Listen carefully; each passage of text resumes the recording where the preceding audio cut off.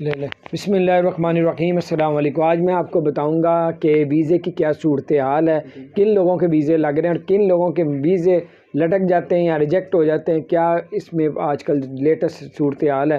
جو لوگ بھی 30 دن کا ویزا اپلائی کر رہے ہیں ان کے ویزے لگ رہے ہیں، اور جو لوگ 90 دن کا اپلائی کر رہے ہیں ان کے 50% چانس ہے ویزا لگنے کے، 50% چانس ہوتا ہے نہیں لگنے کے۔